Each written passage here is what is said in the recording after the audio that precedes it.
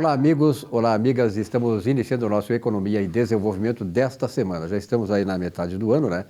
O mês de junho, sexto mês de 2023. Realmente o tempo passa muito rápido. Lembrando para vocês que são contribuintes do Imposto de Renda, já terminou o prazo para a entrega da declaração, mas agora tem novos prazos que é para as empresas, né? Então, nós vamos conversar também a respeito disso com a nossa Lone, que nesse espaço Movimento Empresarial. Lone, obrigado pela tua presença, estávamos com saudades da tua presença aqui. Bom dia, Silvio, bom dia aos ouvintes, e eu também, né? Mas agora eu tô de volta. Na verdade, quem trabalha na contabilidade, as empresas de contabilidade e tal, os profissionais, eles têm muito a ver com a junta comercial, né? Qual é essa relação de vocês com a junta comercial? Então, assim, Silvio, eu vou falar um pouco hoje, então, sobre os problemas crônicos no atendimento da junta comercial para com os contadores. Então, justamente ontem terminou, então, a entrega das declarações de renda e nós estamos em junho agora e aí é hora de retomar a folha de pagamento, as questões do fechamento, né? E a questão da junta comercial, que a junta comercial ela é responsável pelas análises e aprovações de todas as questões relacionadas às questões societárias, tais como constituição de empresa, alterações societárias, baixas de empresas e certidões e uma série de coisas.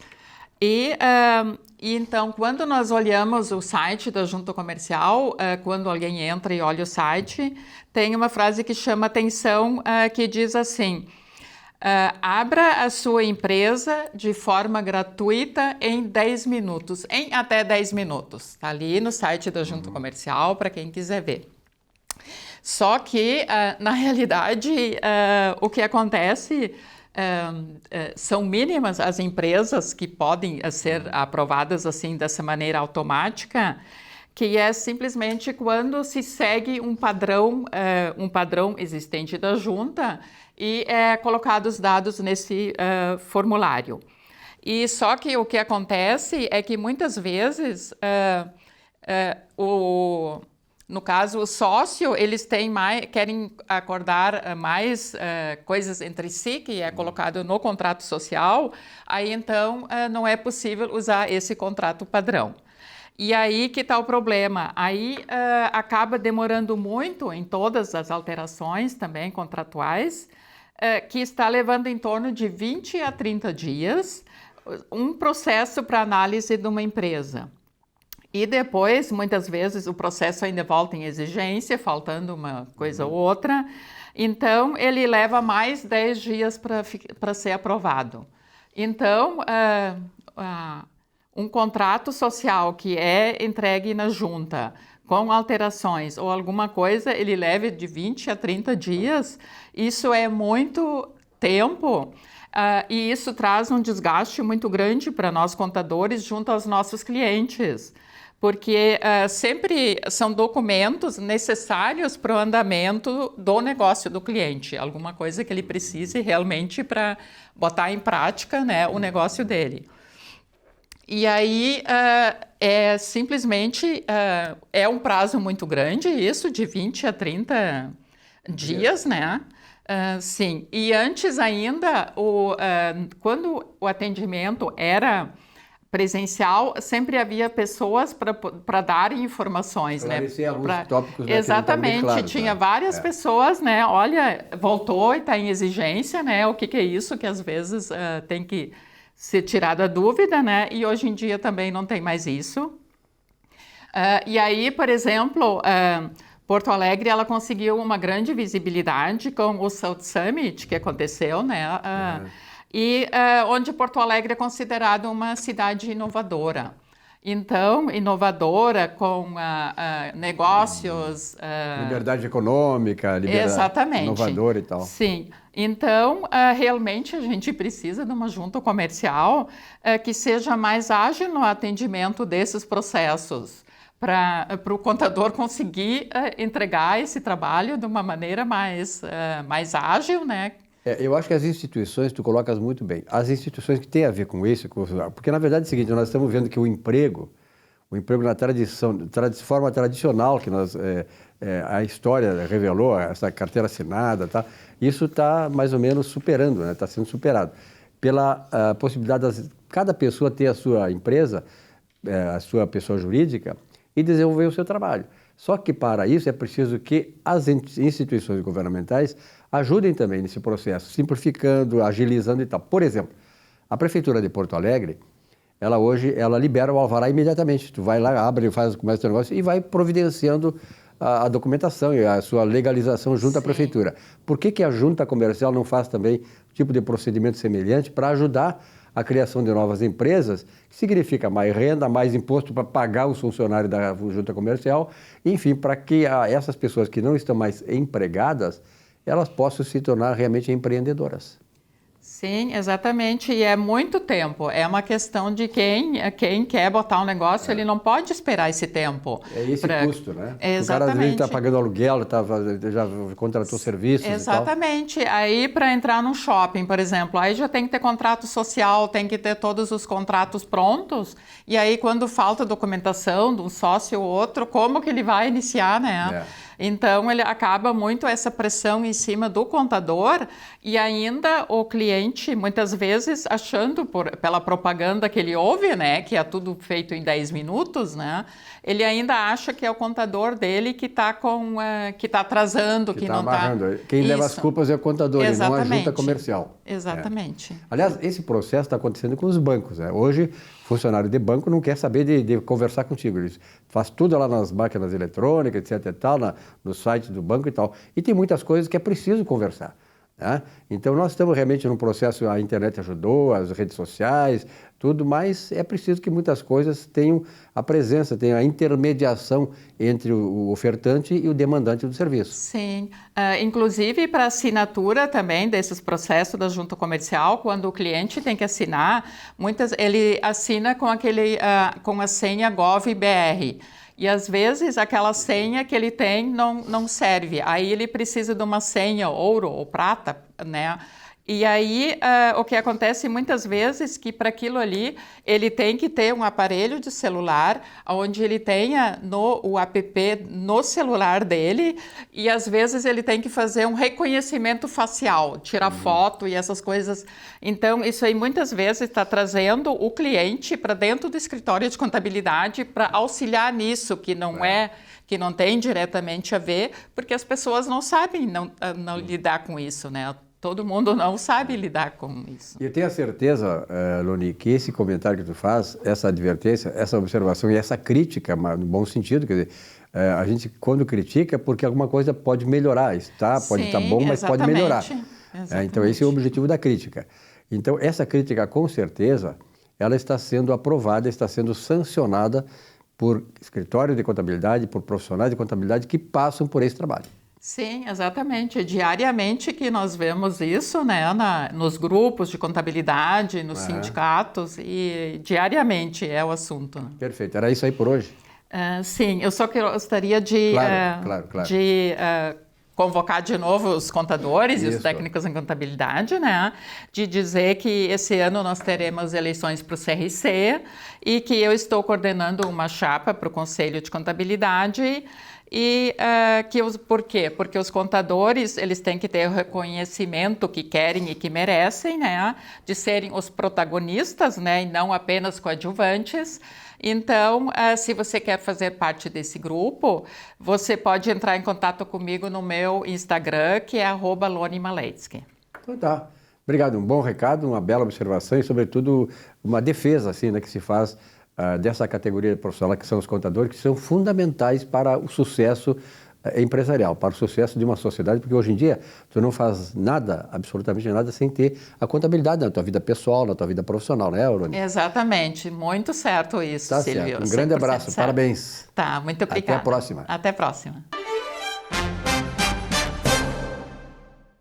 Olá, a vida é como um sopro, rápida e que para muitos passa até mesmo imperceptível. Quando nos damos conta, pronto, acabou. Nessa caminhada, fazemos escolhas. Aliás, a vida que levamos é fruto de nossas escolhas, da estrada que decidimos percorrer. Por decidirmos errado, acabamos afastando de nós os que nos fazem bem, Conosco possuem laços de profunda amizade e compromisso afetuoso. Nos completam, afinal. Não é à toa que milhões sofrem o vazio existencial que só produz frustração, desencanto e sofrimento.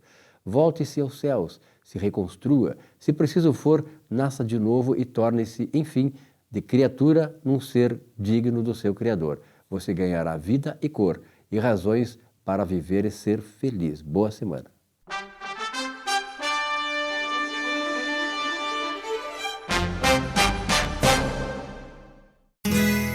Ser gaúcho é preservar as tradições, é valorizar a educação e acreditar que um futuro melhor nasce nas páginas de um livro. É nossa tradição trabalhar duro. Temos orgulho do suor que escorre do rosto. Ele reconforta a alma e sedimenta uma vida digna. É nossa tradição valorizar o passado para desenvolver o futuro. CMPC Celulose Rio Grandense. Desenvolvimento é a nossa tradição. Já pensou em ter o seu próprio canal de TV corporativa, exclusivo e impactante? Somos a solução para empresas que desejam modernizar seus processos de comunicação. Solução Mídia Digital, transformando a forma como você se comunica.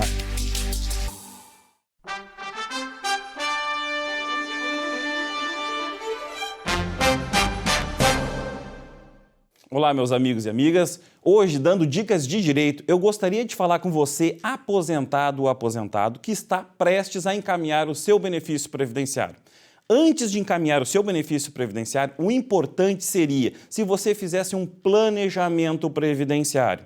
Por que um planejamento previdenciário? O planejamento previdenciário visa a lhe conceder um melhor benefício, pois em razão das constantes e recentes alterações legislativas, por exemplo, a emenda constitucional número 103, alterou de forma drástica os benefícios previdenciários. Para tanto, sugiro que você procure um profissional, alguém que milite e litigue no direito previdenciário para poder orientá-lo a escolher o melhor benefício, tanto na questão do tempo de contribuição e também no salário de contribuição. Isso é uma dica que nós damos para você não ser lesado quando encaminhar o seu benefício previdenciário à sua tão sonhada e esperada aposentadoria. Essa é a dica de hoje. Neste bloco do Economia e Desenvolvimento, vamos falar sobre o mercado imobiliário. Nós sabemos que o mercado imobiliário é uma coisa que movimenta milhões, bilhões e bilhões e tal, e naturalmente mobiliza muito a comunidade. Nós estamos em Porto Alegre crescendo cada vez mais, muitas novas obras em todos os bairros, e sobretudo aqui na região do Hipódromo do Cristal, onde nós estamos gravando o programa. E aqui está conosco o doutor Gustavo Bernardi. Doutor Bernardi, tem uma nova lei, uma lei que se fez aí de registros públicos. Explique para nós o que significa e qual é o impacto disso na área de mercado imobiliário. Ok, Silvio. Na verdade, foi criado o Sistema Eletrônico dos Registros Públicos. Foi uma alteração que houve na lei dos registros públicos, criando uma escrituração eletrônica. Como tu sabe, a economia está cada vez ficando mais informatizada. Uhum. Mas no Brasil, os registros públicos ainda eram muito físicos. Você tem um cartório de registro imobiliário por cada cidade. Algumas cidades, como Porto Alegre, tem muito mais, tem 6, São Paulo tem 20 e poucos. E você, para poder se certificar de uma transação, ter uma maior tranquilidade de uma transação imobiliária, você tinha que buscar informações sobre o imóvel nos cartórios, buscar matrículas nos cartórios, buscar as informações sobre a pessoa que está te vendendo, se ela tinha dívidas, se ela não tinha dívidas, buscar isso nos tribunais de justiça. E se você quisesse ter uma boa documentação acerca de uma transação, você tem que imaginar que o Brasil tem 23 estados. Então, você teria que buscar em todos os estados, em todos os tribunais, e isso dificultava muito e tornava muito cara as transações imobiliárias seguras. Com a criação do Serviço Eletrônico de Registros Públicos, é criada uma certidão eletrônica. Essa certidão eletrônica avaliza, dá tranquilidade ao comprador de que aquele imóvel, e aquela matrícula eletrônica que vai sair daquela informação traduz a informação verdadeira. Ou seja, hoje, se você compra um imóvel de uma pessoa que tem dívida, essa dívida ainda não foi averbada na matrícula, você não fica sabendo que essa pessoa tem essa dívida. E aquele imóvel vai responder por aquela dívida. A partir da criação do serviço eletrônico de registros públicos, essa informação fica toda disponível eletronicamente. Todos os cartórios abastecem essas informações eletronicamente e essa certidão te dá a tranquilidade de que tu não vai responder por dívidas do antigo proprietário deste imóvel. É uma segurança jurídica importante. É a verdadeira segurança jurídica, porque até hoje nós não temos, né? É muito comum, Silvio, né, de você comprar um imóvel, colocar o imóvel em seu nome e anos depois, meses depois, receber uma penhora naquele imóvel por uma dívida do antigo proprietário. E você vai ter que ir lá entrar com o que a gente chama de embargos de terceiro para se defender dentro desse processo. E não é garantido que você vai conseguir se defender. Então, se você informatiza essa informação, disponibiliza ela num canal único, que é este serviço eletrônico de registros públicos, significa dizer que tu só vai ser responsável por aquilo que está efetivamente transcrito na matrícula. Né? Se não tiver na matrícula, o comprador não responde. É um documento que dá fé, né? É um documento que dá fé e ele dá ele transmite... Fé pública, que se chama, né? Fé pública, e ele transmite uma situação real. Ou seja, hoje quando você compra um imóvel, você está enxergando uma situação de meses atrás. Porque você vem tirando as certidões, você vem tirando as matrículas, você vem tirando os documentos e aquilo vai ficando defasado. Hoje não, hoje se você tirar uma certidão, claro que preciso esclarecer que isso ainda vai ser implementado, né? Ou seja, a lei recém foi alterada para justamente criar esse serviço. Agora tem a regulamentação dessa lei também. Isso, né? Ela é muito rápida porque ela cria serviços eletrônicos de certa forma que já vêm sendo disponibilizados pelo GovBR, que é o grande arcabouço eletrônico do governo federal, que vai criando essas situações.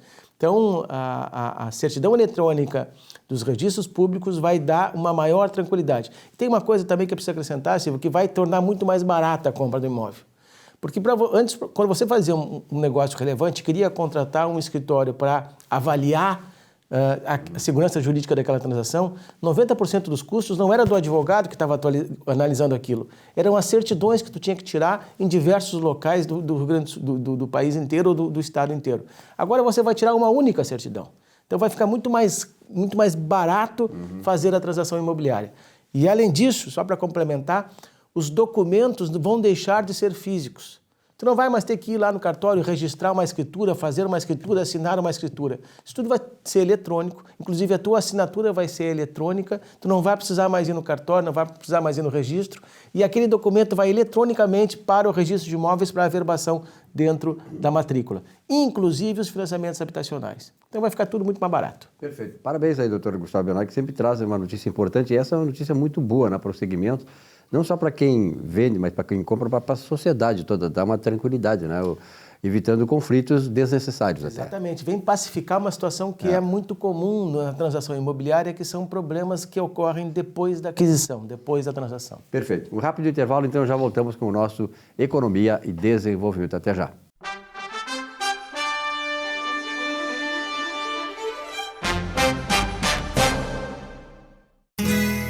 Ser gaúcho é preservar as tradições, é valorizar a educação e acreditar que um futuro melhor nasce nas páginas de um livro. É nossa tradição trabalhar duro. Temos orgulho do suor que escorre do rosto. Ele reconforta a alma e sedimenta uma vida digna. É nossa tradição valorizar o passado para desenvolver o futuro. CMPC Celulose Rio Grandense. Desenvolvimento é a nossa tradição. Já pensou em ter o seu próprio canal de TV corporativa, exclusivo e impactante? Somos a solução para empresas que desejam modernizar seus processos de comunicação. Solução Mídia Digital, transformando a forma como você se comunica.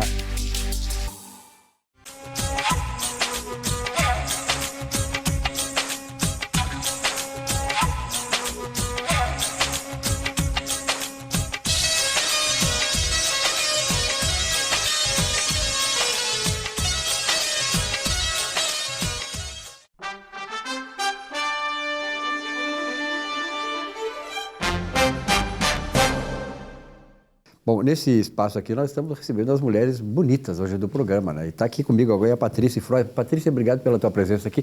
Muito prazer te conhecer pessoalmente. Eu que agradeço, o prazer é todo meu. E a Patrícia, ela atua numa área importante, que é a do agronegócio. Ela é advogada desse segmento que é o agronegócio, que é hoje o mais importante do Brasil. Nós sabemos, né, que o agronegócio do Brasil hoje é o modelo mundial. Nós abastecemos aí, nós alimentamos quase 1 bilhão e 200, 1 bilhão e meio de pessoas no mundo inteiro.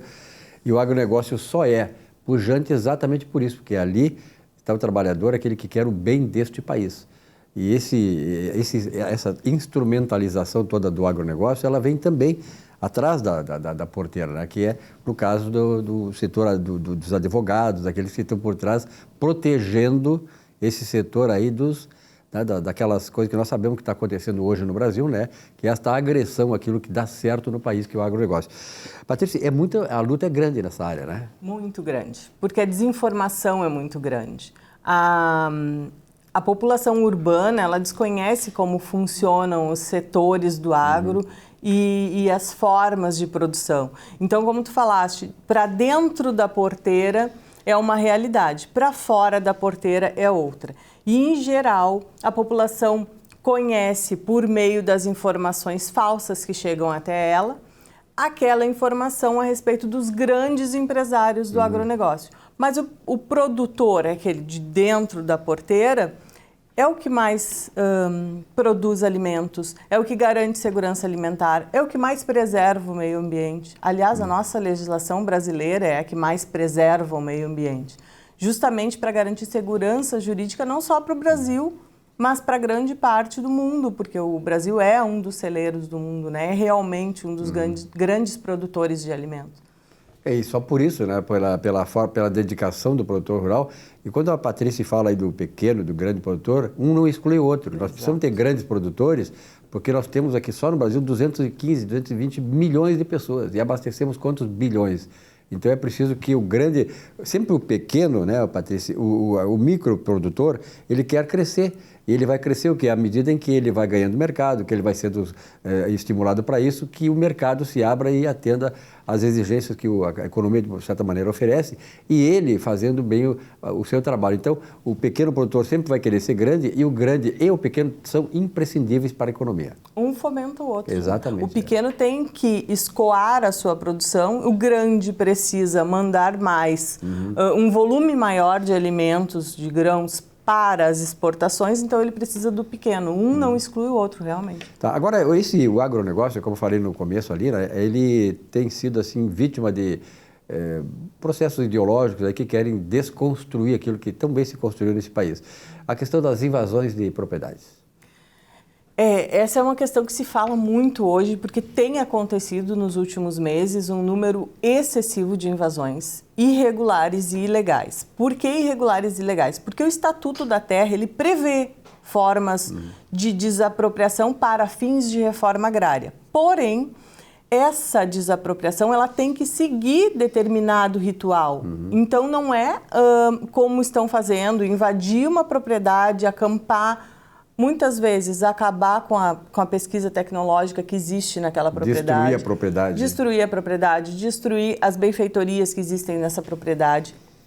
Isso é um ato criminoso. E a nossa legislação, ela é completamente contrária a isso. O direito de propriedade é garantido pela Constituição Federal. O direito à reforma agrária é garantido pelas leis agraristas, mas não da forma como está sendo conduzido. Dentro do processo legal estabelecido, né? Exatamente, dentro do devido processo legal. E aqui nessa região de Porto Alegre, como é que está? Tu é de Viamão, lá está Viamão, a área grande, Viamão é um dos grandes municípios do Rio Grande do Sul, e hoje ele tem uma diversificada produção de várias coisas no mercado primário. Sim, Viamão é um grande produtor de produtos orgânicos, porque tem uma comunidade muito grande de pequenos produtores, produtores familiares. Viamão está começando a ser protagonista na produção de soja, sempre foi protagonista na produção de arroz e gado de corte. Nós perdemos muito espaço para a produção leiteira. Mas hoje eu te diria que a economia de Viamão depende do agro e depende da soja e do arroz. Tá. Como é que é quantos produtores, você tem dados estatísticos de quantos produtores vocês têm lá? Não, eu faço parte do Conselho Municipal de Desenvolvimento Rural da cidade. E a gente não tem um levantamento desse, né? Eu não tenho acesso a esse levantamento, mas Viamão fomenta muito esse crescimento por meio de políticas internas, por meio de projetos internos. Inclusive, Viamão agora está com um projeto muito bom de fruticultura, onde há troca entre os produtores, incentivo, a assessoria técnica. Então, não sei te dizer o número exato, mas em extensão de terra eu acredito que esteja lá pelos 80% de produção rural. Que legal. Bom, naturalmente que uma cidade como Viamão, que está se desenvolvendo, tá ali, pelo que está me dizendo aí, esse crescimento, essa diversificação na área da produção primária, Viamão oferece bastante empregos. A questão do desemprego lá não é muito expressiva, ou é? É porque no campo falta muita mão de obra qualificada. Sim. No campo é muito escasso. E Viamão não tem grandes indústrias. Então, a gente acaba... mais de serviços, né? Exato. E Viamão acaba fornecendo mão de obra para as outras cidades do entorno. Inclusive Porto Alegre. Principalmente Porto Alegre. Infelizmente, não é essa a nossa realidade hoje. Nós gostaríamos que a mão de obra ficasse em Viamão, mas não... E uma das coisas que, quando a gente fala com pessoas que vêm aqui, por exemplo, tivemos um pessoal aqui da semana passada de São Leopoldo, Novo Hamburgo e tal, o pessoal vem aqui muito no programa, a questão da violência na cidade. Vocês sofrem muito lá a violência, porque a violência está disseminada por todo o tecido social, né? Mas nessas cidades mais próximas das grandes capitais também elas acontecem. Muito, muito. Tanto urbana quanto rural. A gente tem muito assalto a sítio, muito. A violência no campo está muito grande em Viamão. Uma pena, né? Uma que hoje pena. Nós temos aí, de certa maneira, uma ideologia que, de certa maneira, até fomenta isso e defende essa criminalidade. Que é uma pena, nós estamos num narco-estado, esta é a grande verdade. Mas alguma coisa mais, Patrícia, que tu gostaria de acrescentar? Não, eu gostaria de acrescentar com relação às invasões de terra, que eu sempre falo para os meus clientes, né? Sempre procuro trazer uma linguagem mais acessível para que eles entendam que eles têm como se precaver, tanto urbano quanto rural, o imóvel sendo urbano ou rural, que é trazendo a documentação em dia, mantendo o imóvel limpo, cercado, bem cuidado, porque os órgãos governamentais enxergam a propriedade como uma propriedade produtiva, uma propriedade que cumpre a função social, então a probabilidade dela ser indicada para compor um processo de desapropriação para fins de reforma agrária minimiza se a documentação estiver em dia. Correto, perfeito. E o sítio bem cuidado, né? Exatamente. Patrícia, obrigado pela tua presença aqui. Virá mais vezes, com certeza. Acho importante a gente dar destaque para essas coisas que são realizadas na região metropolitana, sobretudo no município como Viamão, que eu tenho uma simpatia muito grande pela cidade. Um abraço e até a próxima. Muito obrigada.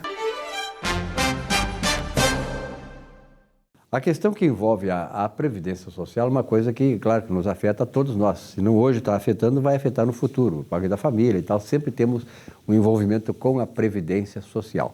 E há uma questão que diz respeito a direitos. Eu nunca gosto de falar de direito só. Que há um direito, corresponde a um dever. Há um dever, corresponde a um direito. Então, direitos e deveres da Previdência Social. Por exemplo, limbo previdenciário. O que é? Vamos saber agora, conversando com quem entende desse assunto, que é o César Mota. César, obrigado pela tua presença aqui.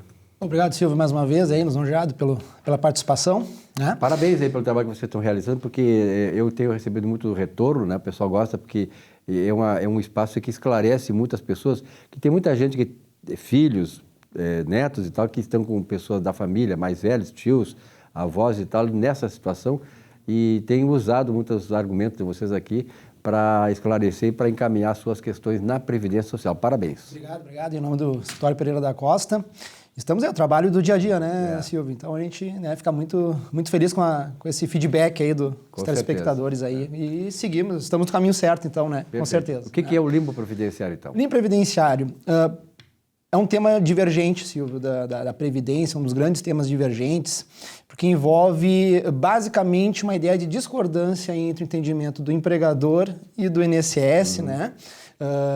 Em relação à capacidade do trabalho do obreiro, do segurado, né, que fica doente, fica incapacitado para o trabalho.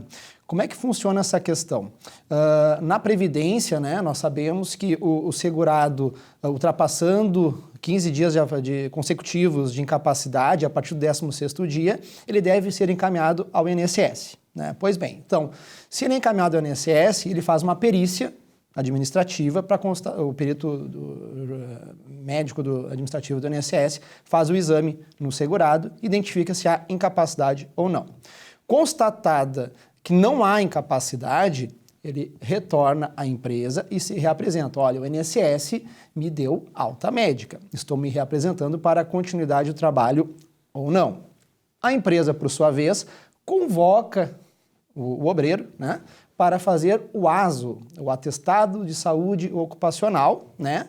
Se já não feito antes, eles podem repetir também, a empresa normalmente repete, empresas com um RH mais forte, né, Silvio, a gente diz, né? Então, o RH de gestão forte acaba revisando. Poxa, às vezes, antes de encaminhar para o INSS, a empresa faz o ASO, identifica que há incapacidade, e às vezes modifica a ideia, às vezes a incapacidade é curta, por exemplo, então acaba se tendo essa revisão. Então, é essa questão, essa discordância no mesmo aspecto é quando o segurado ele é negado, né, pelo INSS e ele vai para a justiça, ele enfrenta, né, o trâmite judicial que vai passar por uma perícia médica judicial dentro de uma demanda judicial na Justiça Federal ou na Vara Central de Trabalho na Justiça Estadual para constatação dessa incapacidade, né? E aí é um dos problemas também, né, Silvio, porque quando tu vai para uma demanda judicial, às vezes tu demora meses, anos, né, para ter a decisão dessa questão de rebater ou não essa questão da incapacidade, né? Então, neste retorno, como é que fica essa situação, né? É um dos dilemas que o empregado enfrenta, né? Então, digamos que ele seja derrotado nessa ação judicial após 2 anos, né?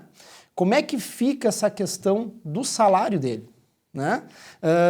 Se eu tomei uma alta numa demanda judicial em última instância, né, constatou isso, eu retorno, a empresa deve pagar os salários deste período?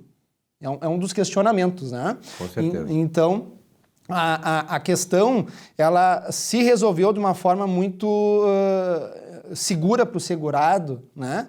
Através de uma decisão da súmula número 300 da TNU, que é a Turma Nacional de Uniformização, que é composta na terceira instância do âmbito do Juizado Especial Federal, que é o equivalente ao STJ, o Superior Tribunal de Justiça. Então, teve essa súmula e ela deu segurança jurídica. Então, né, essa é a grande notícia para o segurado, telespectador, em relação aos efeitos desse dilema. Como é que ficaria a questão do pagamento, né, a questão dos salários e da qualidade de segurado? Né, basicamente isso aí.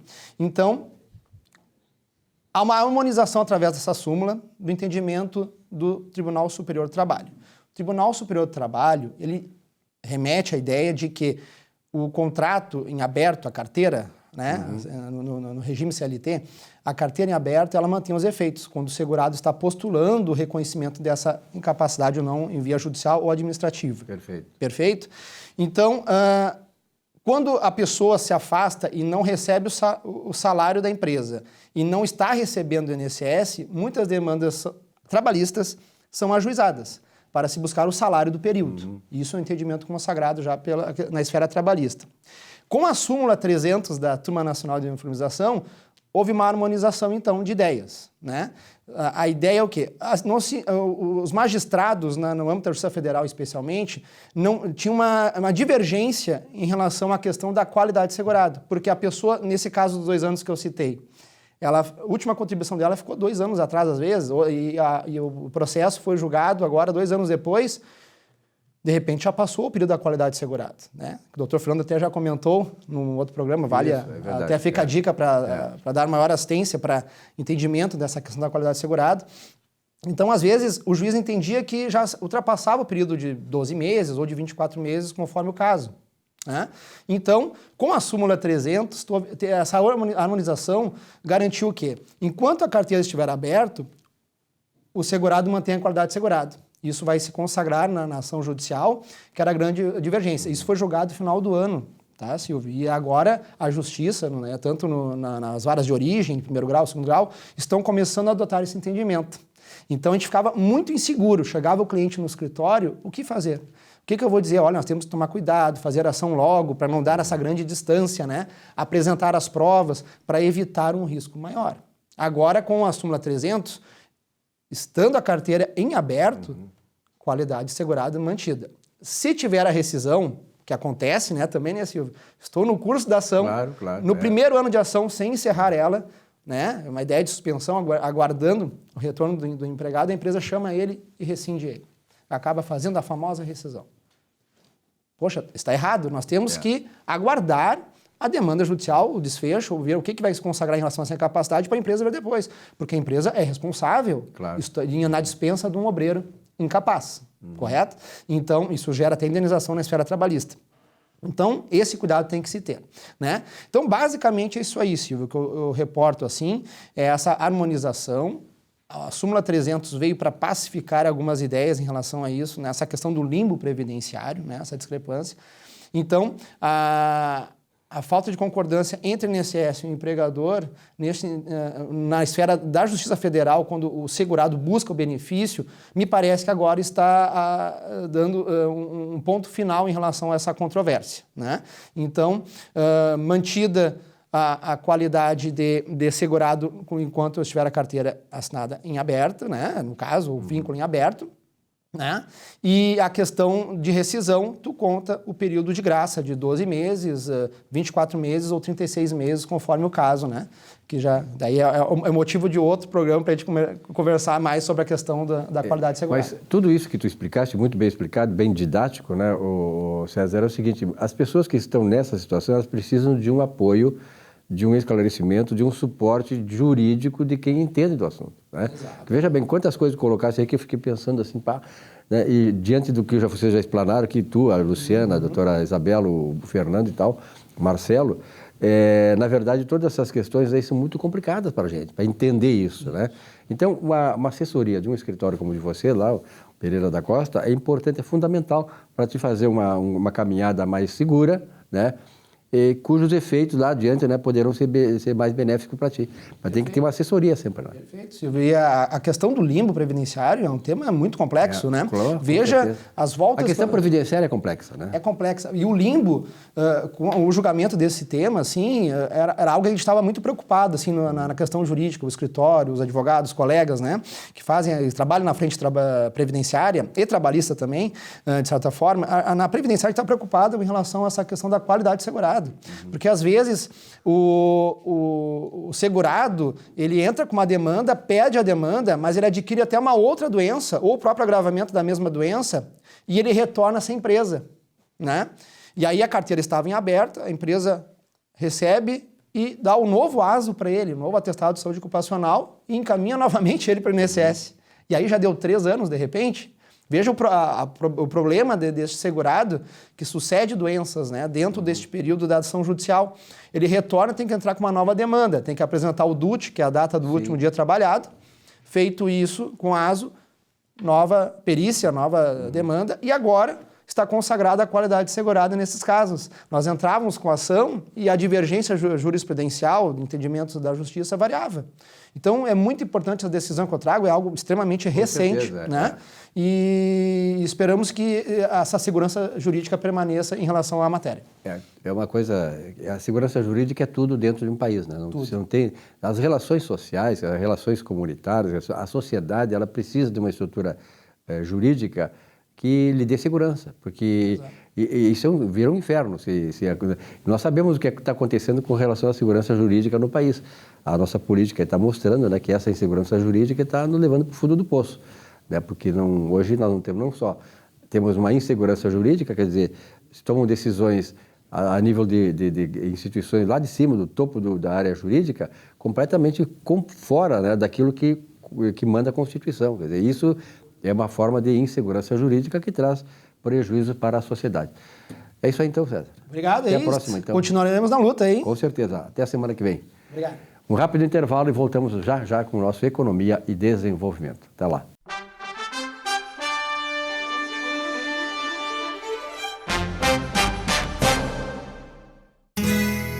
Ser gaúcho é preservar as tradições, é valorizar a educação e acreditar que um futuro melhor nasce nas páginas de um livro.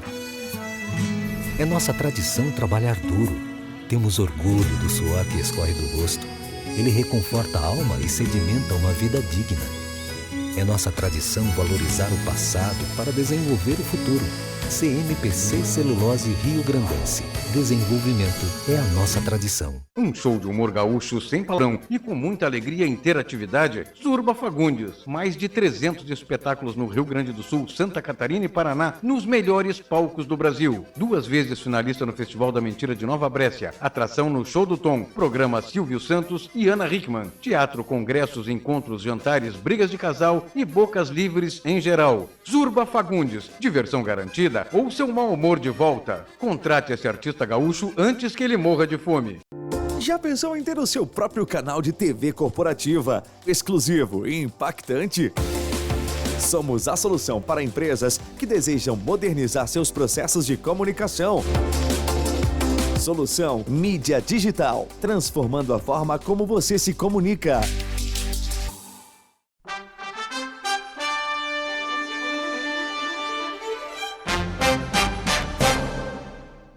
Muito bem, no último bloco desse programa dessa semana, eu tenho o prazer, a felicidade de trazer aqui para conversar um camarada que conhece mais Porto Alegre que ninguém.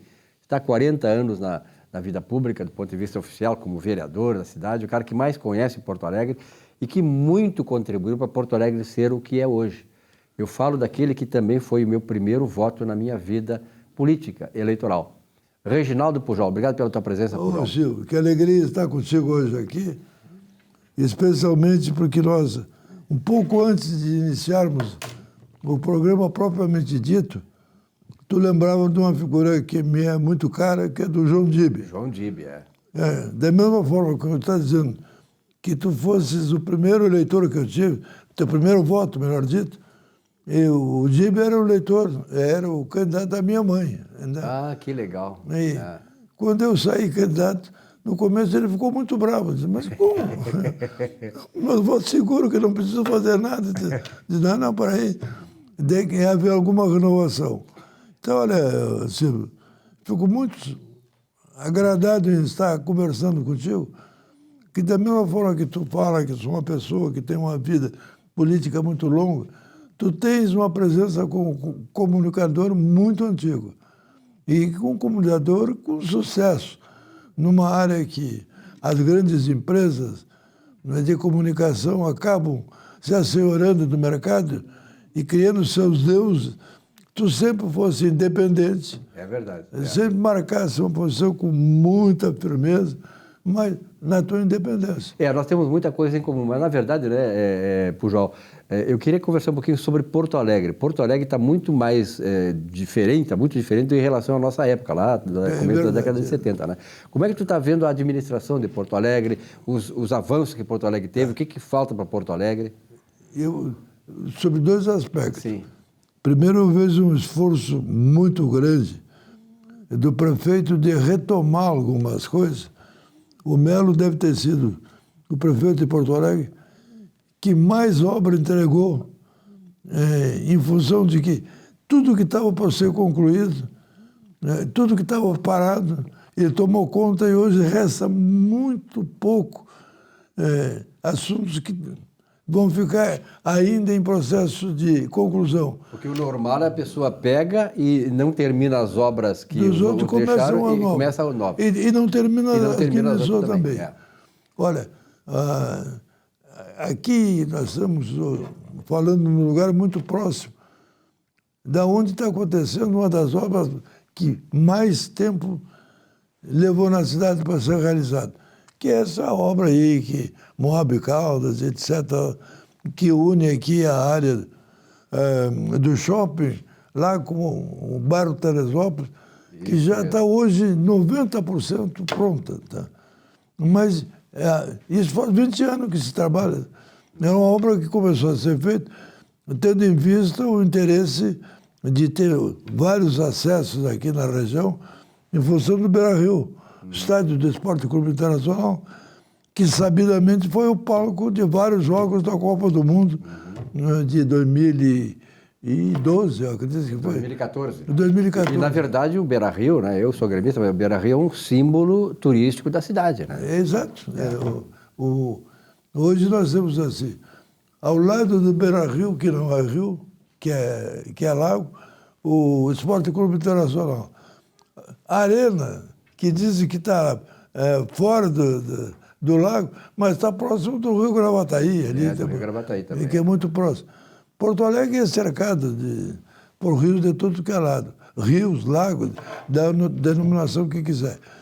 E nesse ponto também, eu acho que a administração do Melo está com coragem enfrentando uma situação, tentando reverter um processo.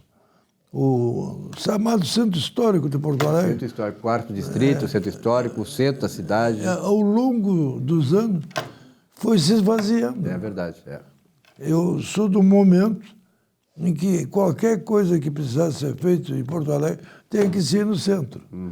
Aí aquilo asfixiou. Aí se criou os planos diretores, que eu sou muito vinculado, criaram os polos regionais, que aos poucos tiraram as principais empresas comerciais. Descentralizaram Porto Alegre.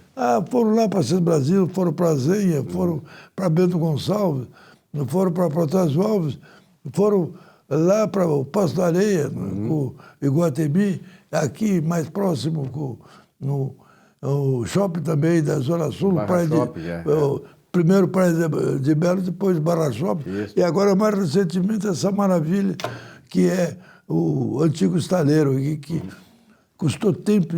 E a orla toda, né, que está sendo redesenhada, a orla toda, a orla do Guaíba. Exato, né? E a orla toda. Bom, então, hoje, mas esse processo que foi muito bom, tem que reverter agora, porque o centro histórico de Porto Alegre, 2/3 do centro histórico, à noite é fantasma, não tem nada. Está cheio de prédios que foram construídos para ser, especialmente, o local do escritório do advogado, porque era perto do fórum, o local de acesso às repartições mais importantes do município, a Assembleia Legislativa, etc. Desapareceu isso. Então, o que se pretende? Reciclar no centro coisas que foram feitas para ser prédios comercial, puro e simplesmente, voltar a ser um prédio residencial.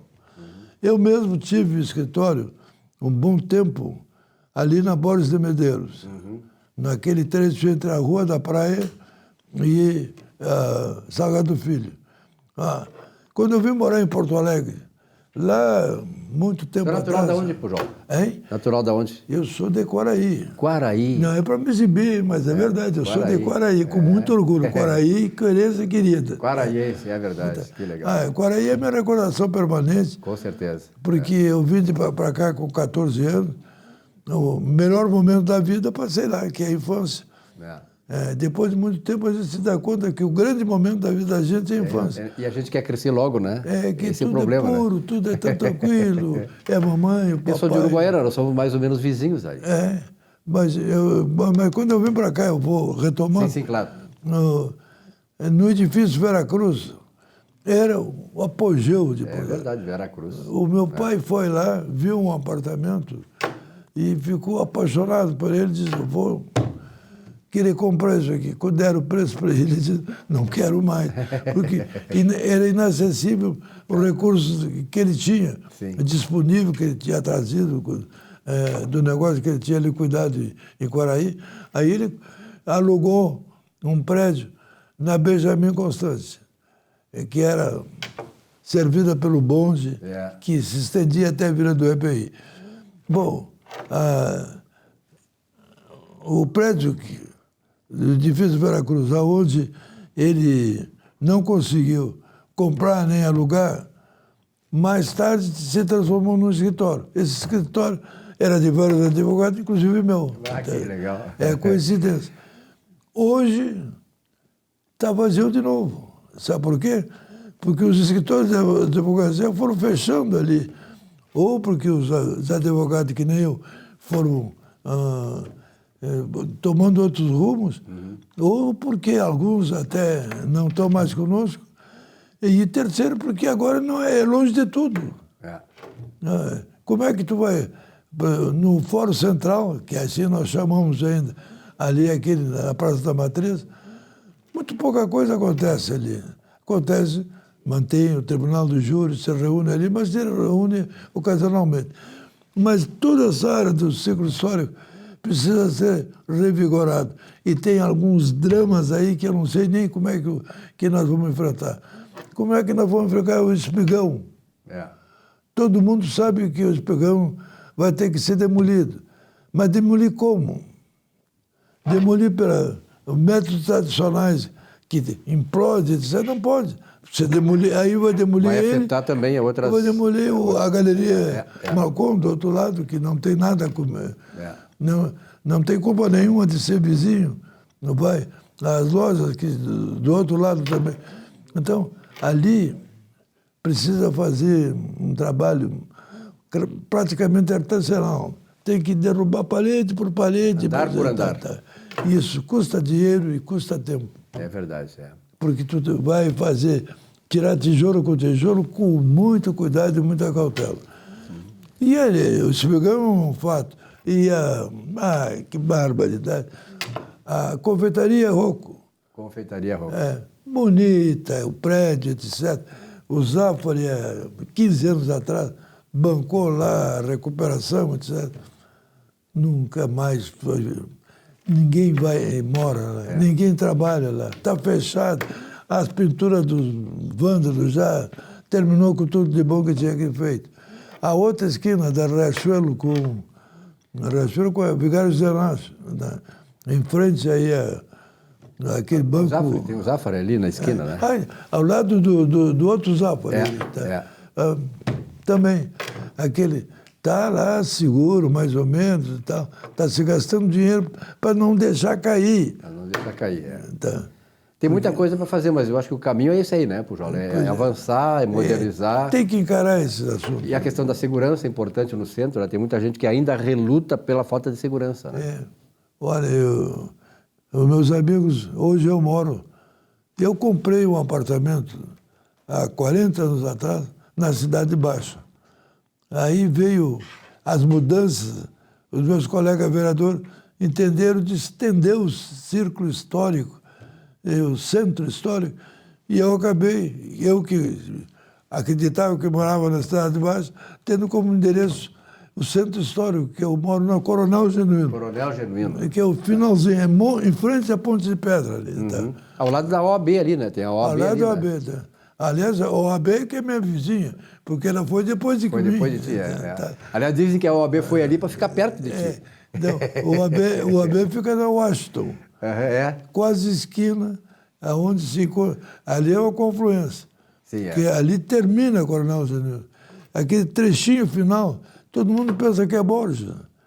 E que a parada de ônibus ali é o estacionamento da Borges. É verdade, é verdade. Aquilo é porque a Borges foi se expandindo, a Ponte de Pedra virou só um monumento, a passagem se dá pelo viaduto. Quando eu vim para Porto Alegre, aquela Ponte de Pedra eu atravessei ali, era rio. Isso. Eu atravessei aquela ponte, tinha água. Olha, eu estou bem mais moço do que eu, mas o senhor deve ter pego ainda ali, aquele aterro que foi feito pelo departamento de ONS, que era o Telmo Tonsofone, que era antes de ser prefeito de Porto Alegre, ele fez aquele aterro tudo. Porque grande parte, a população de Porto Alegre não sabe, porque está pisando em cima do rio ali. É verdade, O próprio Beira-Rio, né? O Beira-Rio foi aterrado, o Beira-Rio era água. Até nós, os gremistas, mexiam com os parceiros morangos, tem que dizer morangos, né? Cuidado de chamar de outro negócio. Os morangos, cuidado, vocês têm uma boia cativa, até que o dia esse troço vai afundar. Daqui a pouco o rio vai querer voltar e se reconstruir de novo, voltar às suas origens, dá um problema, né? Esse risco passou, está superado. Depois disso, eles fizeram um negócio muito bom, que eu até invejo desse particular internacional, que eles fizeram parques gigantes ali. A pena que ao longo do tempo foi se desgastando e não tinha grande público. Está sendo reavivado agora porque é vizinho dessa maravilha que foi a Orla. A Orla. Se não fosse a recuperação da Orla, essa parte toda ali, o Parque Marinha do Brasil, né? O Parque Marinha do Brasil tinha água, era água ali. Eu me lembro na frente do Gaúcho, ali na Praia de Belas, nós pescávamos ali. Década de 60, eu morava na Getúlio Vargas, nós íamos ali, a gurizada toda, pescar na frente do Gaúcho. A água ali, era o rio ali. É uma história grande, né, Pujol, que tu tem de Porto Alegre, uma história grande, né, de Porto Alegre, né? Um quaraense que fez muito por Porto Alegre também. Agora, esses dias, um sujeito me disse, o que tu acha de Porto Alegre? Eu acho que é uma cidade que, como qualquer outra, que tem seus pontos altos, seus pontos baixos, mas no fundo eu não consigo morar em outro lugar que não seja Porto Alegre. Eu também adoro Porto Alegre, a gente adota Porto Alegre e ama Porto Alegre, né? Porto Alegre tem as coisas que fazem parte da minha vida. Perfeito. Tem a Câmara de Vereadores, tem o Grêmio. Tem uma história toda com a cidade, tem uma ligação emotiva, né, afetuosa com a cidade. Pujol, eu sei que nós podemos continuar e mais vezes aqui, porque é importante sempre trazer para as pessoas que já não conheceram Porto Alegre essa história de Porto Alegre, para resgatar um pouco essa história. E Pujol é, na verdade, daqueles que também ajudou a fazer a história de Porto Alegre e fez uma história muito bonita em Porto Alegre. Pujol, obrigado pela tua presença. Quaraense. Foi uma alegria muito grande, porque parece que eu não estou num estúdio fazendo uma entrevista para a televisão. O papo foi tão informal, foi tão bonito, tão lindo. Bateu aqui. Vamos voltar a fazer. Um grande abraço. Eu saí emocionado. Muito obrigado, Pujol. Um grande abraço. Pujol que tem uma história maravilhosa em Porto Alegre. Né? Um abraço pra gente. Reginaldo Pujol. Bom, muito obrigado pela audiência de vocês. Uma boa semana. Voltamos na semana que vem. Até lá.